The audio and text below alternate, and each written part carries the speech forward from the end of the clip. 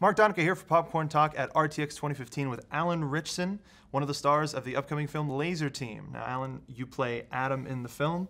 What was it like coming on to a comfortable, like a self-preserved set, like a Rooster Teeth set? Yeah, a little scary, just because you want to make everybody happy, and there are a lot of expectations when a community like this understands a project so well and really has their pick of like the kind of people that they'd want to do this. So, I really wanted to make sure that I brought this to life in a way and came into this in a way that was respectful to the community. And you never know how, a family like this is going to react to an outsider. And it's been nothing but love and warmth and all that. So it was a great experience, but I was a little apprehensive coming in because I was like, this is a pretty big community, and they could easily hate my guts and make. I mean, as evidence with RTX this weekend, it's nothing but love for everything that these guys put out. That is, and that's what I found too. So those fears were definitely unfounded, but yeah, I mean, you think about it, you want to.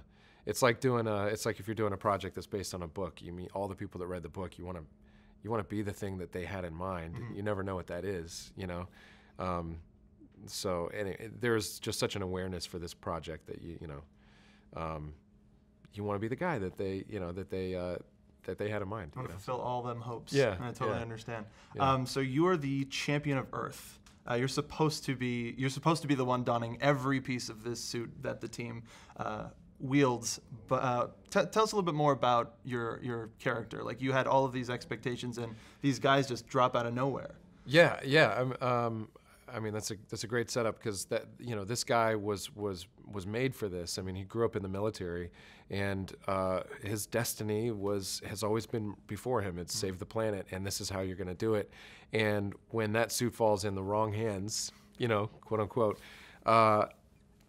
it's his entire world is turned upside down. So, he spends a while trying to get it back, and when he realizes he's got to train these guys, he relents a little bit. But it's a really fun way to kind of twist the story of that kind of protagonist, that sort of that superhero archetype where they're usually invincible in these films. You can watch a film like Avengers these days, and like it's part of me is like not even entertained because you don't feel like anybody's ever really even going to get hurt.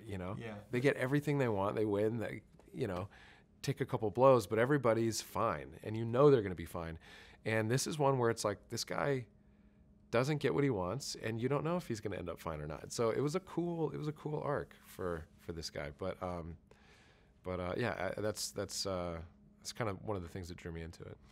Now, speaking as yourself, how would you handle that position of being savior of Earth? Would you be training just as hard, or would you be like, you should probably find somebody else? I think, I'm like one of those guys that like I want to be the bringer of justice, like I want the world to be fair and safe, and like, I would welcome the opportunity to be champion of Earth.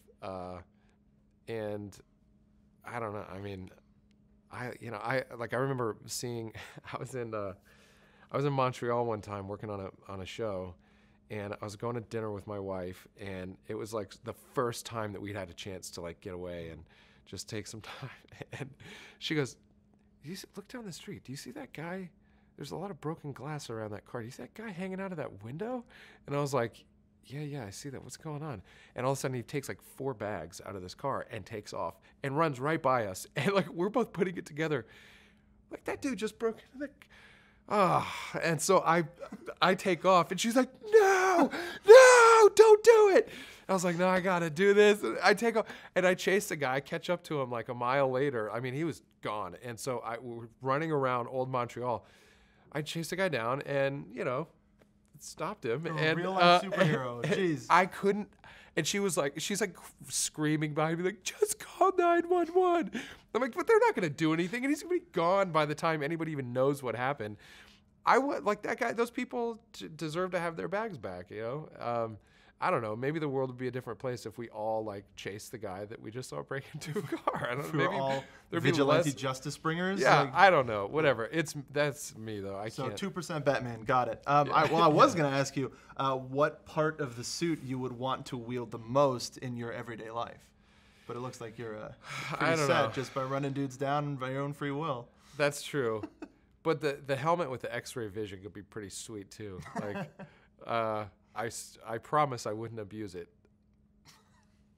I'm just I gonna would. let that I would. linger in the air a little Yeah. bit. So last question. You mentioned how much the Rooster Teeth audience is just. There's no doubt that this movie is gonna hit hard with them. How would you pitch this to a general movie-going audience? I think this definitely has legs for everybody. Mm-hmm. I mean, this is a sci-fi action comedy that is, I think, one of the better original ideas that we've seen in years, and they've pulled it off. So I mean, it's just a fun action adventure for everybody. It's entertaining from start to finish, and they've done a really good job telling an original story. So it's something that everybody can enjoy. It's not just for Rooster Teethers. Thanks for joining us, Alan. Thank you, man. All right, we'll see you next time on the Popcorn Talk Network. We talk movies.